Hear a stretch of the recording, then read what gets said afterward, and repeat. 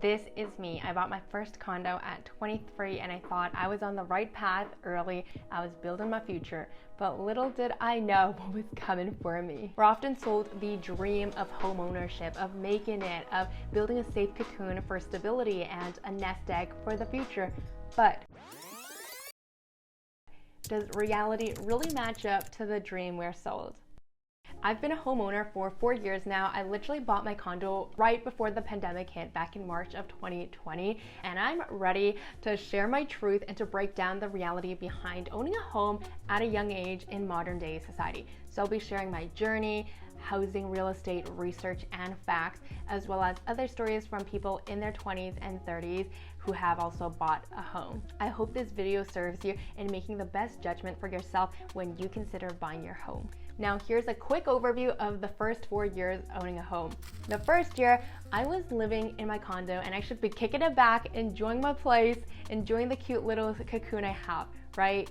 But no, I did not even have cute furniture. I was so stressed out with my finances because I went from paying $500 a month for rent, and that included utilities, to all of a sudden I was paying $1,500 for my mortgage, and that didn't even include the condo maintenance fees, which were $550 a month at the time, property taxes, home insurance, my own utilities, and internet. It just added up, and all of a sudden I had all these financial obligations due every week or every month, and I was just so not ready for it to see such a big chunk of my paycheck going towards the home. I got really frantic, really anxious. I started to become really attached in a very toxic, unhealthy way to my job because that was my main only source of income. And at the time, the company was also going through layoffs. So I ended up renting my den for another 6 months to roommates. So I charged between $800 to $1,000, which really helped ease the load. But I basically went back to the lifestyle I had before, which was living with roommates. Now, during my second year, my online coaching side hustle started growing. I quit my job, I moved back home, and I decided to rent out my condo. That was great until I realized I had a really terrible tenant who was consistently late with their payments, and they did a lot of damage to the home, including the doors, the walls, and the laws also don't protect landlords. They are geared towards protecting tenants, supporting them. So let's say if the tenant doesn't pay up, you are not allowed to evict them as the landlord.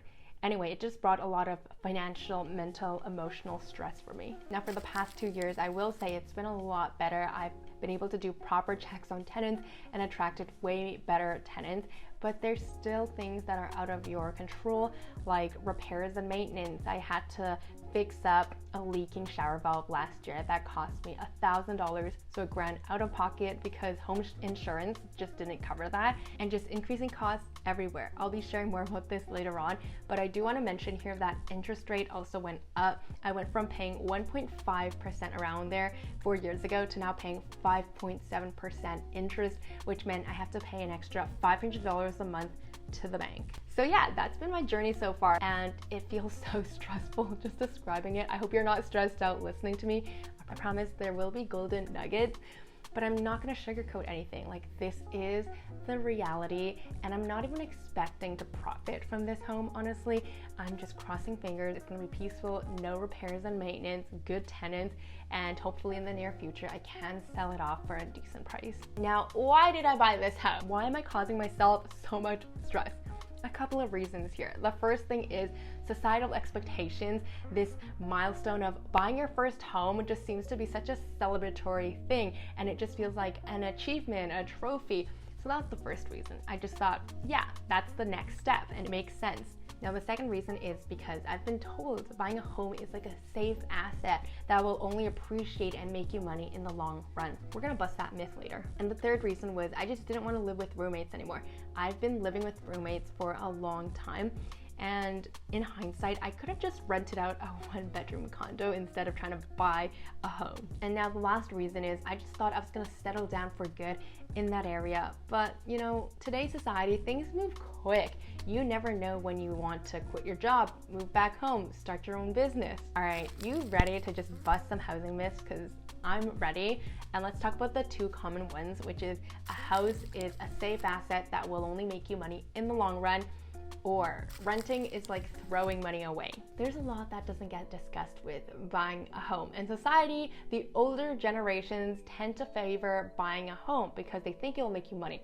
But does it really make you money? Because when you factor in the financial costs, the expenses, the time and energy you're putting into maintaining a home, and when you consider the rising living costs and low salaries that are not even keeping up with inflation, and when you factor in opportunity costs like investing in stocks or even investing in REIT stocks, so real estate stocks, where you don't have to physically manage the property, yet you can still earn dividends or like create your social media business. When you factor all of that in, it really just might not be worth it. A home shouldn't be seen as an investment. In fact, traditionally, it was never seen as an investment. People just bought homes because they wanted to move in, they wanted to live in a home, and that was what the purpose of a home was. It's only been a coincidence how the last 30 years there's just been such a rise in demand of houses that people have been profiting off of homes. And all of a sudden, everyone's looking at real estate as an investment. Morgan Housel, the author of the book, The Psychology of Money,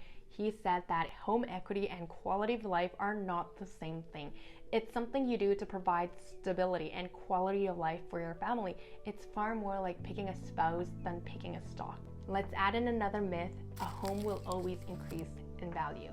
I want you to be able to differentiate between a home price and the home value. Because yeah, over time we have seen that home prices have gone up, but does that mean that home value has gone up? Robert Shiller, who is a Yale economist and housing expert, he says, if you look at the history of the housing market, it hasn't been a good provider of capital gains. It is a provider of housing services, he explained. So basically, a house is great if you want it to provide you with a place to sleep, to live, to store things. But if you're looking at it to provide you with money and returns, not such a great idea. A lot of the price increases we're seeing today is actually because of inflation, which means in some cases you are better off renting and just investing your money into the S&P 500 rather than losing money with a home. Schiller dug around in the libraries, he crunched some numbers, and he came up with an index to measure real home prices after inflation. If you take a look here, historically between 1890 and 1990, which is 100 years, the actual rate of return on owning a home has been virtually non-existent. We think housing is a great investment. Schiller says it's not. Basically, he's saying the rate on return on real estate was just about zero after inflation. So if that's the case, let's say we buy a home today for $200,000 and that $200,000 can buy, let's say, 500 iPhones. Now, 20 years later, when we sell off the home, we might sell it for $1 million. It's like an $800,000 increase, right? But if the $1 million buys us the same 500 iPhones, that means the price increase was really just due to inflation. So there has really been no change in value. A home is typically the asset that people hold the longest, into years, into decades. When you're holding onto something for that long, the returns you think you earned can be overwhelmingly due to inflation. The Consumer Price Index, the CPI, aka inflation, has increased sixfold since 1970. And so if you bought a home back in 1970 for 30 grand, and then that home is now worth 180 grand in 2012, then you would have pretty much made nothing after inflation. You think you've made a fortune, but really you haven't gone anywhere. And when you factor in things like property taxes, home insurance, things like that, then you really are down in the negatives. So over time, I started to see the reality of home ownership revealing itself, especially in all these various costs. Let me describe some of these hidden phantom costs that a lot of people don't consider. So I'm gonna break them down first into one-time costs. Real estate fees. We as buyers think that the sellers are the ones responsible for the two real estate agents' fees. But even though we as buyers are not explicitly writing up the checks, we're the ones paying for it. Because trust me, the seller has already factored that into the listing price of the home. There's also land transfer fees, appraisal fees, inspection fees, and lawyer fees. When I first bought my condo, these one-time fees added up to about 10 grand, and I had to quickly dish up that 10 grand about 2 days before closing, before retrieving the keys. Now let's talk about the recurring fees. There's property taxes, which go up every year, condo maintenance fees, which have gone up by 20% since I started owning the home 4 years ago. There's home insurance, which doesn't cover everything, as I've mentioned before. There's utilities, internet fees, repairs and maintenance fees, And there's also mortgage interest payments. Now, you have no control over the economy, you have no control over interest rates. And as I've mentioned before, I went from paying 1.5 to all of a sudden 5.7% interest. That was an extra $500 a month I have to pay. And now most of the money I'm paying is actually going towards interest. So I'm not even paying down the debt I owe the bank. And that means it's actually elongating the length of my loan, so I actually owe the bank for a longer period of time. And apparently I was considered lucky because the representative at the bank was telling me how she had clients who now had to pay an extra $1,000 or $1,500 for their mortgage. And right now we are purely talking about the expenses we have to pay. That does not include the opportunity costs, the opportunities I've been missing out on. So let's say instead of investing into the home, I took that money back in 2020 and invested that into the S&P 500, into stocks.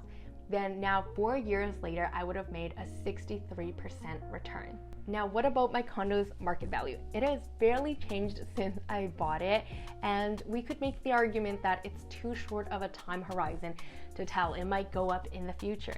But Schiller also says that real home prices may decline in the next 30 years. And this is because as time goes on, there will be better technology, there will be cheaper and better labor, there will be new home amenities, new home styles. Nobody wants old homes, especially not a home with increasing property maintenance fees. And not to mention the time and the energy poured into keeping up with the home. When you're in your 20s and 30s, you should be living it up. Like, you have the most energy during this period of time. You can be enjoying your youth. You could be doing the things you love doing. I could be creating more YouTube videos, focusing on my social media business, enjoying time with family and loved ones. And let's be real, who's excited to deal with all these home things? Now, I also don't want to scare you. Whilst I didn't have such a great home ownership experience along with some of my single friends, I know people who are enjoying their home. I don't believe buying a home is bad. If you can afford it, it is in alignment with your lifestyle, and you have the right intentions, then it could be such a great experience for you. You could get lucky and find a really good deal, or find a home that requires less maintenance, or maybe you live in a city that has a really low cost of living. Now, I have two groups of friends who are very close to me, and they love their home purchasing decisions, and I want to share more of their context so you understand that, hey, there are people who are a good fit to buy a home. Now, I also want you to consider that they are couples, so just keep that in mind. They are dual income families or households. The first group, I'm gonna call them homebodies because their lifestyle is to stay at home. They love staying at home. They cook at home. They barely go out. They barely travel. And that's also how they were able to be so frugal and save so much money. They actually saved 50% of their home purchasing price. They were also able to borrow the other 50% from their family with 0% interest, so they don't have a mortgage. And I also want to mention that one of them is actually working in tech, so they're in software engineering, which is a pretty high paying job. Now, the second group, I'm going to call them high earners because both of them are making six-figure income. They had a down payment of about 30 to 40%. They got a mortgage, but they also rented out their basement suite, which basically pays for the mortgage. As for their lifestyle, they enjoy traveling, but they travel on a budget. It's nothing like extremely fancy or luxurious. They're still very price conscious. So in my opinion, these are the two groups of people I see who are very happy with their purchase decision. They're not stressed out about the finances or mentally or emotionally compared to myself and some other friends I know. One more thing to note is that these two couples didn't buy in big cities like Toronto or Vancouver here in Canada. Instead, they bought in Alberta, where cost of living is so much cheaper. Like, a home is literally half the price of what it costs here in Toronto. Both of these groups also had family support and high income, and because of this, buying a home really just made a lot of sense for them, and it wasn't very stressful. But most people today do not have these privileges of family support, of a high income, of wanting to compromise or live a frugal lifestyle. And because of all of these factors, I believe that most people in their 20s and 30s should not be buying a home. Ramit Sethi, who is a money expert, a personal finance enthusiast, he recommends a checklist if you are considering buying a home. Will I live here for over 10 years? Is my total monthly housing cost lower than 28% of gross monthly income? Have I saved a 20% down payment? Am I okay if the value of my house goes down? Am I excited about buying? He also recommends that if you are trying to save money to buy a place, he recommends saving as much as you can so you have a big down payment to avoid spending long years or decades paying interest to the bank. And lastly, before you do buy a home, pause to question and ask yourself if home ownership will actually make you feel happy, peaceful, and stability. It depends on your financial circumstances, your lifestyle, and your intentions, and nobody can make that judgment for you. Only you know what's the right decision for yourself. And whether you buy, you rent, you live at home for free, there is no shame, no judgment, regardless of age. What's most important is that you create a safe, peaceful, happy haven for yourself. With that said, I would love to hear from you. Are you renting? Have you bought a home, or are you living at home for free? What are your thoughts on buying a home in your 20s or 30s? Let me know in the comment section below. I would love to connect with you. And thank you so much for tuning in. I hope that you found this video helpful, and I will catch you in the next video. Bye.